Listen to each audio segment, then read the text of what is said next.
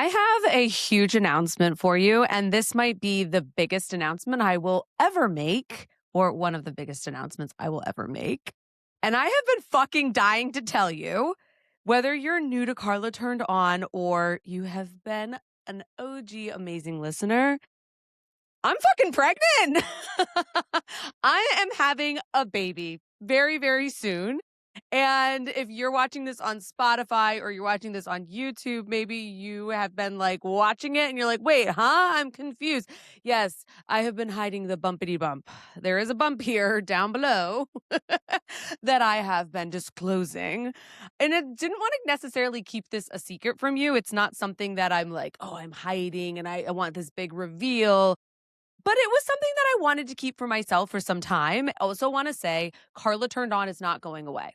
It is not going away. It will be here during my maternity leave. Amazing technology these days with backlogging and pre-recording episodes. So I will be here in your ear weekly, every Tuesday, Carla Turned On. But it got me thinking because you always hear me talk about dating advice, relationship advice, talking about coming and orgasms. That's what TACO stands for if you're new here. And I'm going to pull back the curtain because today's episode is going to be a little different. We're not going to necessarily get into taco because, well, I think the taco already happened.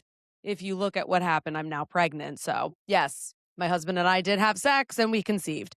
But I am going to talk about, okay, this is not a taco section, I promise. I am going to talk a lot about, though, green flags that my husband had, how I knew that he was somebody I wanted to be with, because a lot of times I talk so much about toxic relationships, unhealthy relationships, ghosting with dating, what to look out for, the red flags. And I do talk about green flags in episodes, but I have clients ask me many times, Carla, do you mind telling me a little bit about your marriage or your relationship? And they're not asking because they're being nosy or they're just comparing themselves or anything like that. They genuinely want to know, what does a healthy relationship look like? And I'm honest with them. And I want to be honest with you too, because it's important when you're navigating dating and you're navigating your relationship, what's normal, what's not. And before I go into diving into my husband and I's relationship, I am going to put a disclaimer out there that I think is so important for you to know. There is no perfect relationship. You see so many Instagram, TikTok couples, YouTube couples that just seem so perfect and they don't fight or they don't argue or you just idolize to be like them. And I never actually want you to feel like Carla has it perfect because she's in this healthy relationship and then it separates you as a person from me. I don't want that at all. I want you to feel like you are getting something from this and you're seeing realness and you're not just seeing the shit that people want to curate and put on social media, because that's the stuff that I keep real. So without further ado, let's dive the fuck in. Welcome to Carla Turned On, where dating and relationships get real, sex gets talked about, and the BS gets left on red. Let's get turned on. There's a massive difference between a healthy relationship that requires work and a relationship that requires work, that drains you, that confuses you, that sucks the fucking life out of you like a vampire. Yeah, there is a big difference here. And a lot of times people hear like, oh, well, you have to do work. Like relationships take work. Don't get me wrong. My husband and I absolutely put in the work for our relationship, but we willingly want to and we work together as a team to do it. It's not like I'm leading the charge, which I will be honest, I used to do in past relationships where I'd be like, okay, we're going to talk about this, or this is what's going to happen, and like game plan it. And the other person sometimes wouldn't be on board. They'd be like, okay, and then break up with me or whatever. Or sometimes they would lie and say, yeah, of course, like absolutely. And then they weren't actually on board. So you really want to be careful of looking at how you define the work in a relationship. And like I said, I'm not going to curate some social media bullshit for you because I don't believe that those relationships exist. And I do believe that healthy, honest, loving, safe, secure relationships exist because that's what my husband and I are in. And I want to go over exactly like what that looks like, but I need to paint the picture first of like what I used to think the healthy relationships were. So, I mean, I was very codependent. Like I talk about this a lot in Carla Turned On, but if you haven't checked out the episodes around codependency or any of my stories, definitely check those out. But I can tell you right now that when I was going through my codependency phase, which long story short, if you're like codependency, what is that? Because I used to feel that way. It basically means you lose your sense of self to someone else as a result of having low self-esteem. So not feeling worthy, not feeling enough. I didn't feel lovable. And so I always felt like when I was picking partners that, well, I don't know if I always picked them. Sometimes I'd feel like, oh my gosh, this person likes me. Yeah, if somebody likes me, great. I'm going to be in a relationship with them. And it wasn't always a healthy person to actually be in a relationship with. And I thought you needed this like sparky chemistry, excitement, which really, honestly, excitement, spark, chemistry is all just anxiety, attachment styles being activated. If you look at polyvagal theory, it's a psychological term that suggests basically we are subconsciously interacting with somebody else's nervous system. So it's like nervous system to nervous system.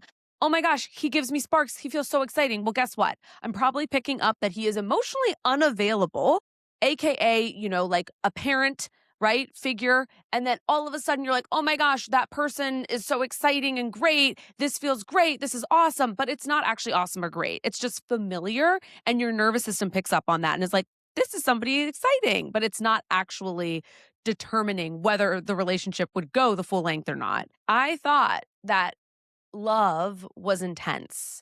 Love was highs and lows, that there was like passion in there. No, that shit is dysfunction. Like that is not love at all.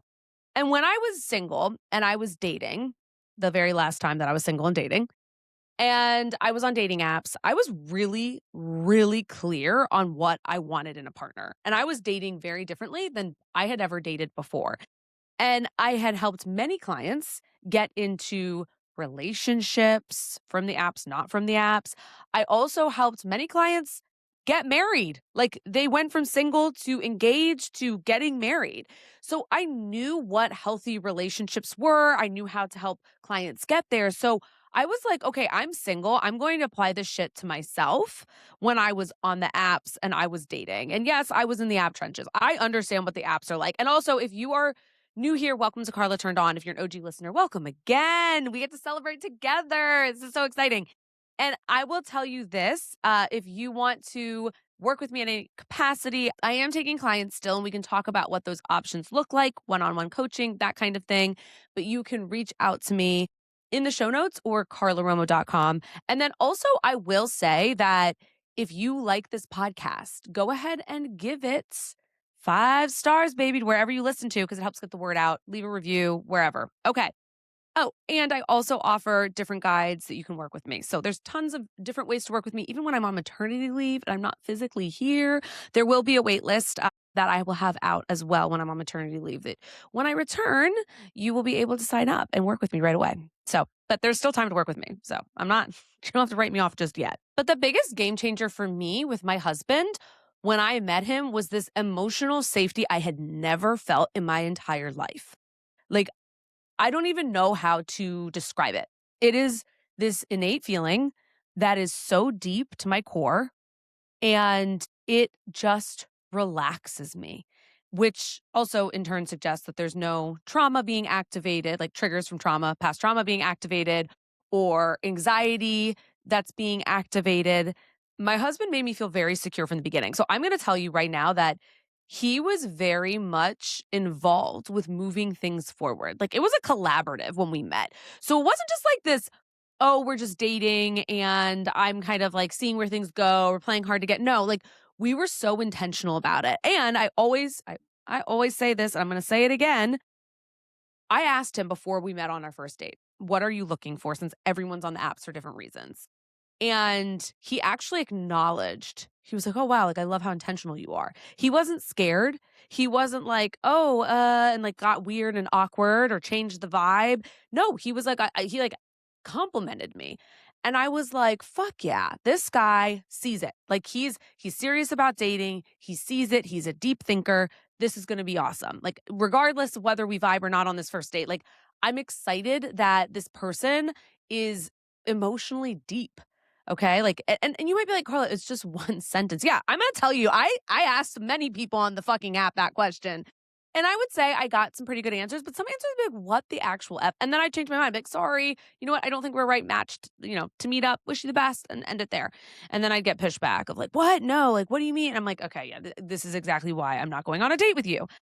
But even when we were going on dates, like it was like after the first date, he texted me, I had such a great time. It was so fun meeting you. Like, love to do this again. I was like, yes, totally. And he was like, I'm going away this weekend. And to be honest, I had other dates lined up because we were on the apps. We were dating different people as well. Like I wasn't the only one that went on another first date with somebody else new. And so he was away for he runs ultra marathons. He was away for the weekend running an ultra marathon and was like, "Okay, I don't get back until like Monday, so it's going to be a little bit over a week." It's like, "No problem. Let's schedule it." And then we texted and it wasn't overwhelming text, but he was asking me such intentional questions. This was such a turn on. Dude, I'm telling you right now, I was like, this is awesome. Like, he was genuinely trying to get to know me, and I was genuinely trying to get to know him. It was mutual, but it felt the way I have to say it felt like a collaborative, and it made me feel safe. It wasn't making me feel anxious because I felt this. I don't know. Like I said, I can't describe the feeling. It's a feeling. He was just moving things along. I was moving things along. It was almost like we were just like in a flow state. That's how I have to describe it. And I'm not saying just because you're not in a flow state doesn't mean they're not the right person, but it should not feel like a fucking struggle. And that's something that I used to feel like, okay, like I'm, moving things along. So it's going well. No, I was moving things along, not we, not this relationship that was building. I was doing a lot of the heavy lifting. I was having the hard conversations. And the more that my husband and I went on dates and got to know each other, we had a conversation. We're going to get into talking about coming in orgasms. We had a conversation around sex. He initiated it. He was the one that was like, hey, just want to let you know, like, these are my boundaries around sex and sleeping with other people if we're going to sleep together. And I was like, dude, this is hot again. Like, this is so refreshing to have somebody have this conversation with you and to be able to feel safe that, okay, like we both are talking about STDs, STIs, whatever you want to call them. And we're also talking about our boundaries. Like we were not official at this point before we had sex. Okay. And, but we were like, hey, if we're going to have sex, like, we don't want to be sleeping with other people. That to me also made me feel safe. And when you can have these conversations about sex and you can put boundaries out there and you can speak up for your needs, it's enjoyable that way because there isn't this like question of like, oh no, like, I don't know how I feel about this, or do they get tested, or I don't know if they're sleeping with somebody else. I mean, I can assume that they are because we haven't had an exclusive talk. It's like, no, it's just I felt safe. Like I felt safe. And then he actually initiated the conversation around where he was at. He was like, I want to check in. Like, how are you feeling about everything? Cause like I'm in, like, and we had a conversation about how things were going. It just felt so different than any relationship I had ever been in. And you might be sitting here thinking like, bare minimum, Carla, bare minimum, bare minimum. Yeah, great. But from somebody who came from chaotic as fuck relationships, and the relationship prior I thought was healthy and great, but now looking back and seeing like certain things like in hindsight that I'm like, "Oh yeah, like I was moving things along. Oh, I was the one initiating these conversations even if this person agreed, it was just me kind of pushing it along." And to be in a place where you're in a relationship with somebody where, like I said, it's a flow state, it's a collaborative. I felt safe, I felt secure, still feel safe, still feel secure.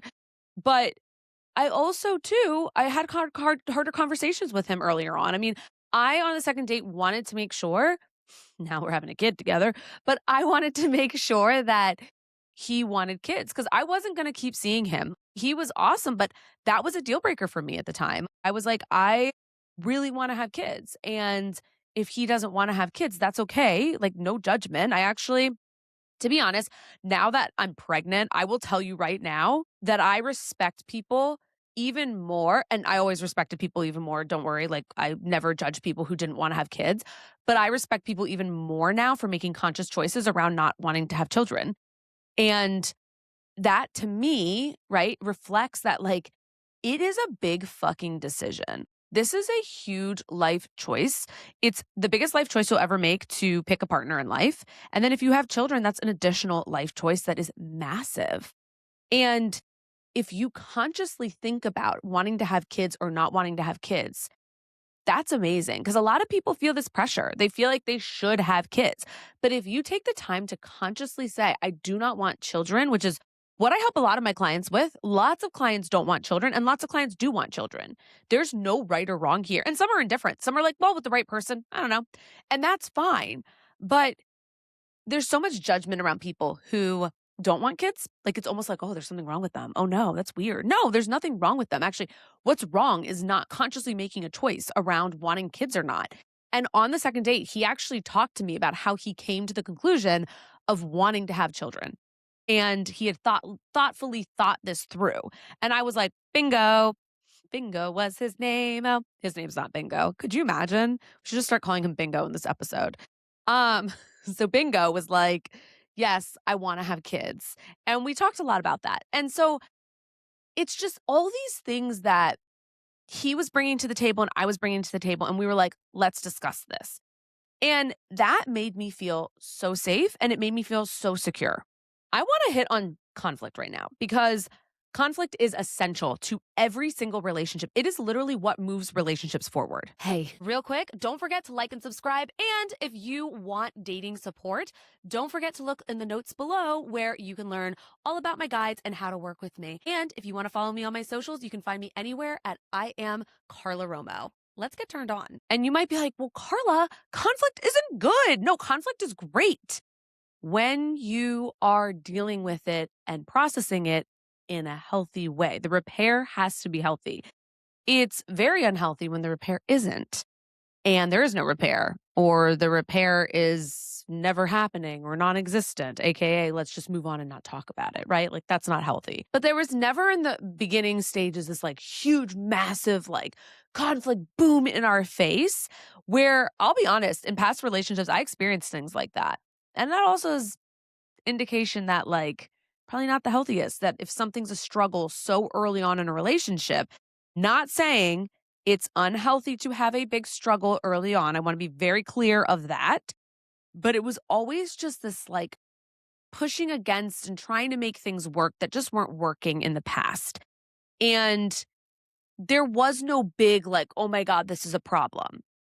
But there were disagreements and there were little things like that we weren't aligned with. And when I say aligned with, it doesn't mean our values. No, values, side note. Another thing that he asked me on one of our early dates, he was like, what are your values? And I was like, boom, I like this because he has thought about the values he wants in a partner. Okay, I know I'm digressing, but I think that's important to throw in there too, to making me feel safe and secure. I'll be honest, I don't even remember the first time that we had like serious conflict. I don't even remember what it was. I honestly, I can't go back and be like, oh my God, this was terrible or whatever. I can remember more time into dating some of the bigger stuff that came up. But the key is when stuff came up, okay, because I had had certain experiences in the past and certain relational trauma and things like that that had happened, it doesn't mean I wasn't triggered, okay? I want to be really clear here because it is normal to have gone through trauma or past toxic relationships and things like that. I did a lot of healing around those. And still, when you're in a healthy relationship and something like conflict comes up, to be triggered.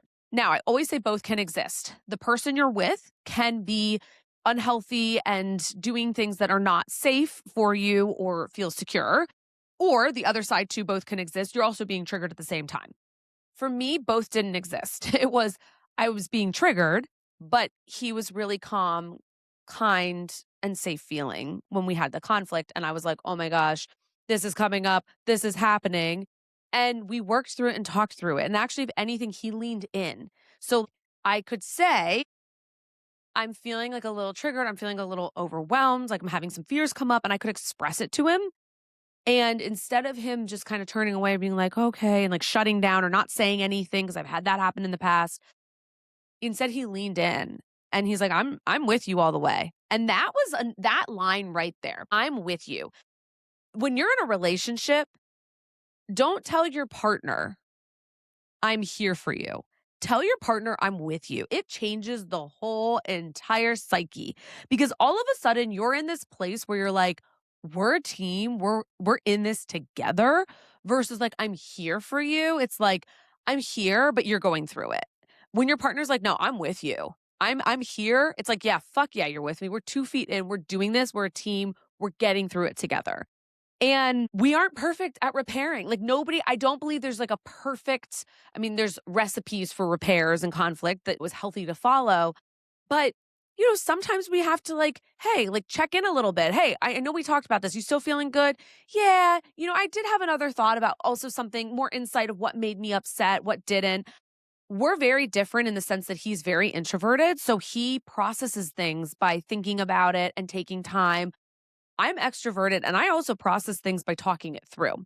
So sometimes I'm ready to talk about it and I'm like, hey, can we just talk about this? And I want to boom, boom, boom, boom, boom. And he's like, yeah, can you give me a minute so that I can just have a second to be able to kind of like think this through before we talk about it? And I'm like, absolutely, totally. To me, that's part of repair and that's part of respecting each other's boundaries and being with each other and being a team versus being like, no, you have to listen to me or you have to answer, or whatever.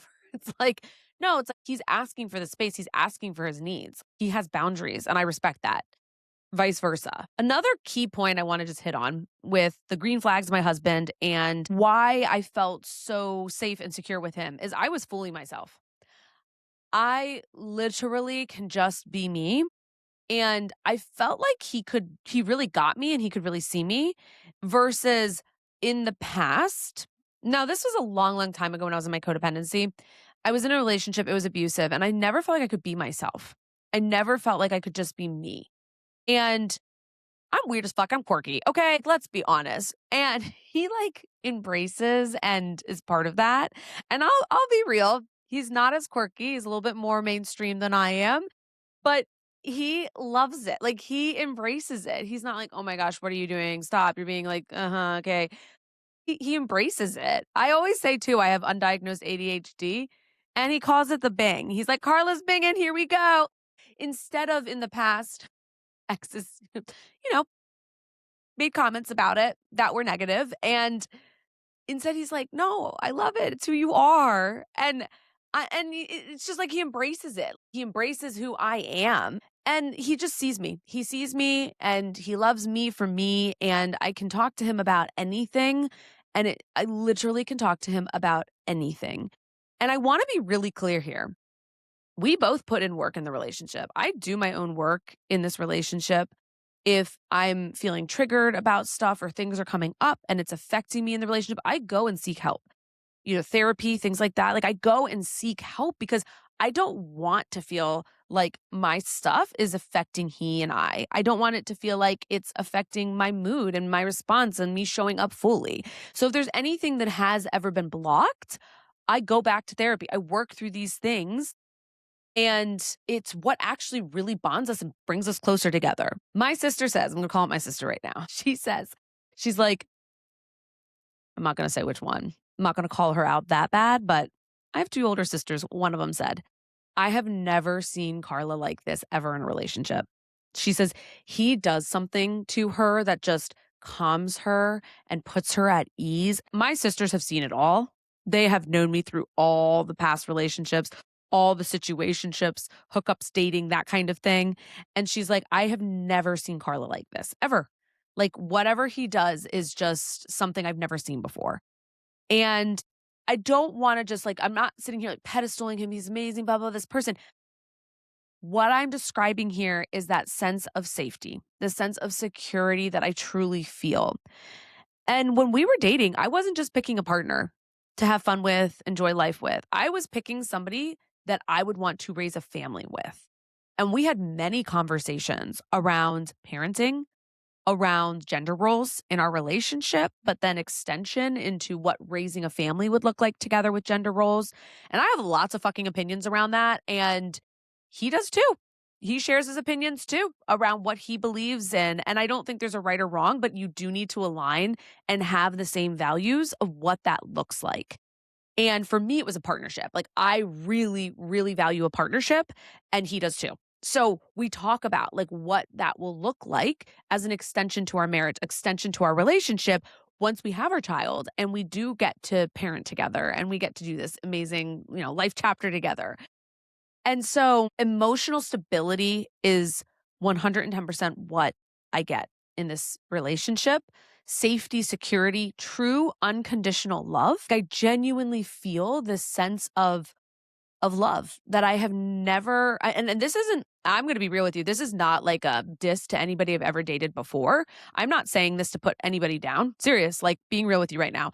I have never felt love like this in my entire life. I just haven't. And it is so different and it feels so special and it feels so vulnerable, and not vulnerable in a way that I'm going to lose it. It's vulnerable. I feel vulnerable in a way that it's raw and it's real. And it's my safety. It is where I feel secure. And another really big thing that I will say, because I think this is so important, because I am a codependent, autonomy is also really big. He has his own hobbies. He's got friends. He's got his career. I have my own friends, my own hobbies, career. And then we also split and share things and do things together. We support each other, though, in those endeavors. We don't need to do everything together. We're not each other's identity. And that actually helps so much in the relationship, where we both individually take care of ourselves. I always say it's like a triangle. We take care of ourselves. Like he's on the right, I'm on the left, the bottom of the triangle. And then the relationship's at the top, the tippy point at the top. And I'm just going to be real. Like I said, we are not perfect. Like there is no perfection in this. We have conflict. This shit happens. We work through it, though. And shit has been hard at times. Like there's things that have come up that are difficult in life, like life shit. But I will say that it's different than deep relationship rooted stuff that comes up that's conflict versus life shit that's conflict. Like there is a difference. Just want you to sit here and think for a moment for yourself. Are you looking for that emotional stability, or are you looking for that spark? Loved this episode? Rate it 5 stars, hit that subscribe button, baby, and leave a review. Do you want to work with me? Grab my dating courses, apply for my coaching at carlaromo.com, or find it all in the show notes, and give me a little follow at I am Carla Romo on Instagram, YouTube, and TikTok. Catch you next time and stay tuned. Carla Turned On is for educational and entertainment purposes only. This is not a substitute for therapy. For professional support, please reach out to a licensed mental health provider.